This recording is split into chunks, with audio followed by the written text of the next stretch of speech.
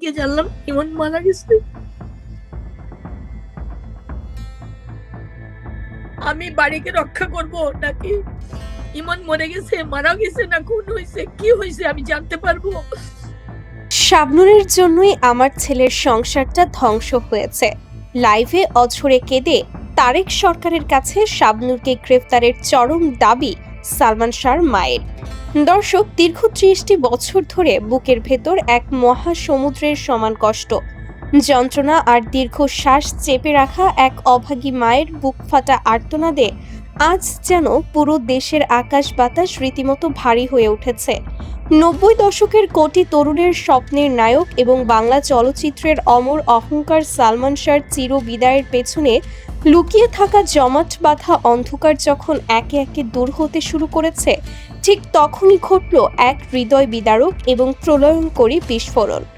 ডনের নাটকীয় গ্রেফতার এবং ডিপজলের সেই চাঞ্চল্যকর লাইভ ভিডিওর পর এবার সব নীরবতা ভেঙে সরাসরি সামাজিক যোগাযোগ মাধ্যমে লাইভে এলেন সালমান শাহর গর্ভধারিণী মা রত্নগর্ভা নীলা চৌধুরী, যে মা গত ৩ দশক ধরে তার কলিজার টুকরাকে চিরতরে হারানোর বিচার চেয়ে আদালতের বারান্দায় বারান্দায় চোখের জল ফেলেছেন। রোদ বৃষ্টি উপেক্ষা করে রাজপথে দাঁড়িয়ে বুক চাপড়ে কেঁদেছেন। তিনি আজ লাইভে এসে ছোট বাচ্চার মতো ডুকরে কেঁদে উঠলেন। আর সেই কান্নার মাঝেই তিনি সরাসরি আঙুল তুললেন একসময়ের তুমুল জনপ্রিয় নায়িকা শাবনূরের দিকে। লাইভে অঝরে কাঁদতে কাঁদতে একজন অসহায় মা বর্তমান সরকার প্রধানের কাছে শাবনূরকে নিয়ে কি এমন ভয়ঙ্কর অভিযোগ করলেন?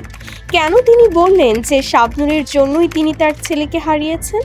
চলুন আজকের এই অত্যন্ত আবেগঘন, দীর্ঘ এবং পরতে পরতে রহস্যে ঘেরা থ্রিলার প্রতিবেদনের মাধ্যমে সেই লাইভ ভিডিওর ভেতরের খবর একেবারে শুরু থেকে শেষ পর্যন্ত বিস্তারিত জেনে নিই।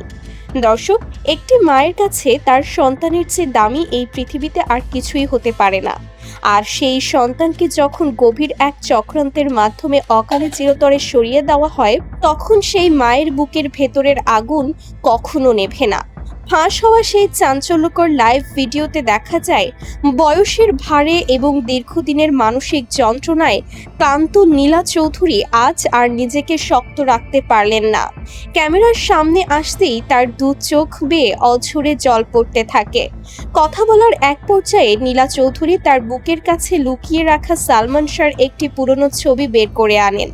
ছবিটিতে চুমু খেয়ে তিনি এমনভাবে ডুকরে কেঁদে ওঠেন যা দেখে পাষাণ হৃদয়ের মানুষেরও চোখে জল চলে আসবে। তিনি বলেন, এই যে আমার বুকের ধন, যাকে আমি নিজে হাতে বড় করেছি, তাকে ওরা আমার কোল থেকে চিরতরে কেড়ে নিয়েছে।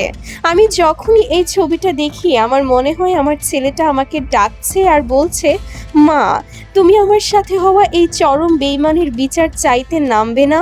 কান্নাজড়িত কাঁপা কাঁপা এবং অত্যন্ত ভারাক্রান্ত কণ্ঠে তিনি দেশবাসীর উদ্দেশ্যে বলেন, আমার প্রিয় দেশবাসী, আপনারা সবাই আজ দেখেছেন কিভাবে একে একে গাদ্দারদের মুখোশ খসে পড়ছে। সবাই বলছে সামিরা আর ডন নাকি আমার ছেলেকে শেষ করেছে। হ্যাঁ, ওরা বড় অপরাধী, কিন্তু আপনারা কি জানেন আমার ছেলেটাকে মানসিকভাবে তিলে তিলে শেষ করে দিয়েছিল কে? কার জন্য আমার ছেলের সাজানো সংসারে আগুন লেগেছিল? আমি আজ স্পষ্ট করে বলছি, শাবনূরের জন্যই আমি আমার ছেলেকে হারিয়েছি। ওই শাবনূরই আমার সহজ সরল ছেলেটার কাল হয়েছিল।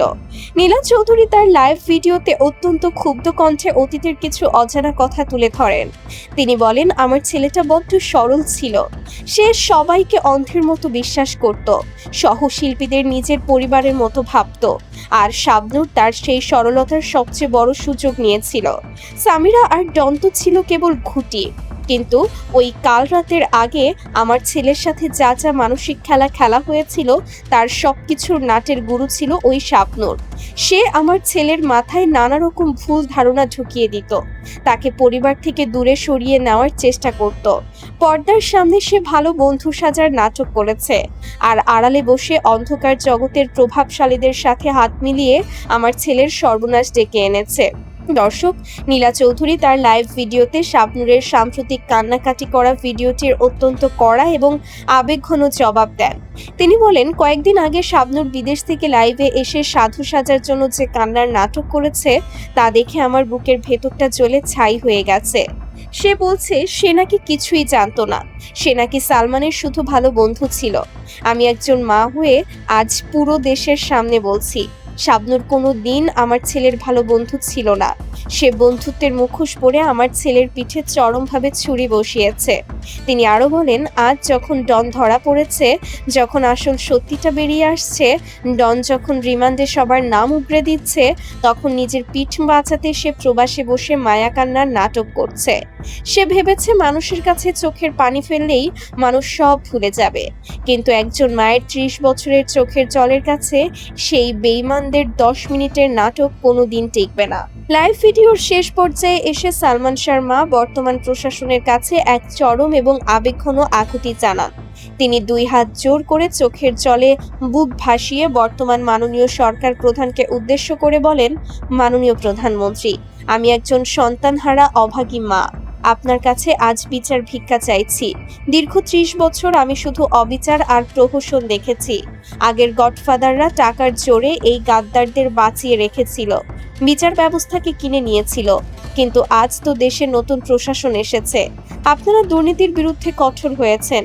নীলা চৌধুরী অত্যন্ত দৃঢ় কণ্ঠে বলেন, আমি আপনার কাছে দাবি জানাচ্ছি, শুধু ডন বা সামিরা নয়, অবিলম্বে ইন্টারপোলের মাধ্যমে ওই শাবনূরকে দেশে ফিরিয়ে আনা হোক। তাকে দেশে এনে রিমান্ডে নিলেই বেরিয়ে আসবে কিভাবে সে আমার ছেলেকে অন্ধকার জগতের প্রভাবশালীদের হাতে তুলে দিয়েছিল। আমি আর কোনো তদন্ত কমিটি চাই না, আমি আর কোনো তারিখ চাই না। আমি শুধু চাই আমার ছেলের সাথে গাদ্দারি করা প্রতিটি বেঈমানকে এই বাংলার মাটিতে দৃষ্টান্তমূলক সর্বোচ্চ শাস্তির মুখোমুখি করা হোক। মৃত্যুর আগে অন্তত আমি যেন আমার ছেলের প্রতি হওয়া অবিচারের চূড়ান্ত ফয়সালা দেখে যেতে পারি। আপনারা আমাকে নিরাশ করবেন না। দর্শক, একজন সন্তানহারা মায়ের এমন বুকফাটা আর্তনাদ এবং শাবনূরের দিকে সরাসরি এই ভয়ঙ্কর অভিযোগ তোলার পর সামাজিক যোগাযোগ মাধ্যমে এখন রীতিমতো প্রতিবাদের সুনামি বইছে। ভিডিওটি প্রকাশ হওয়ার মাত্র কয়েক মিনিটের মধ্যেই সেটি দাবানলের মতো ছড়িয়ে পড়ে। দেশের আনাচে কানাচে থাকা সালমান শাহর অগণিত ভক্তরা কমেন্ট বক্সে কান্নায় ভেঙে পড়েন। লাখ লাখ ভক্ত বলছেন, মায়ের চোখের জল কখনো মিথ্যা হতে পারে না। শাবনূর যদি সত্যিই নির্দোষ হয়, তবে সে কেন দেশে এসে আইনের মুখোমুখি হচ্ছে না? সাধারণ মানুষ এখন বিশ্বাস করতে শুরু করেছে যে এই মহা চক্রান্তের শিকড় অনেক গভীরে এবং এর পেছনে এমন অনেকেই জড়িত যাদের এতদিন সবাই সাধু ভেবে এসেছে। ডন এবং সামিরার পাশাপাশি এবার সাধারণ মানুষও শাবনূরকে দেশে ফিরিয়ে এনে জিজ্ঞাসাবাদের জোর দাবি জানাচ্ছেন। সুপ্রিয় দর্শক, সালমান শাহর মা নীলা চৌধুরীর এই বুকফাটা কান্না এবং শাবনূরকে দেশে ফিরিয়ে এনে সর্বোচ্চ শাস্তির দাবি জানানোর বিষয়টিকে আপনি ব্যক্তিগতভাবে কিভাবে দেখছেন?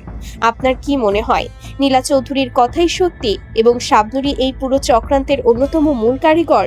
মাননীয় সরকার প্রধানের কি উচিত অবিলম্বে শাবনূরকে দেশে ফিরিয়ে আনার ব্যবস্থা করা? আপনাদের অত্যন্ত সুচিন্তিত, যুক্তিপূর্ণ এবং মূল্যবান মতামতটি অবশ্যই নিচে মন্তব্যের ঘরে লিখে জানাবেন।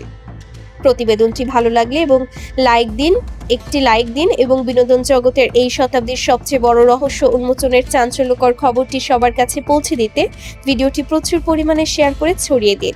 আমাদের এই চ্যানেলের সাবস্ক্রাইব, পাশে থাকার ঘন্টা চিহ্নটি বাজিয়ে রাখুন, যাতে সর্বশেষ আপডেট সবার আগে আপনার কাছেই পৌঁছায়।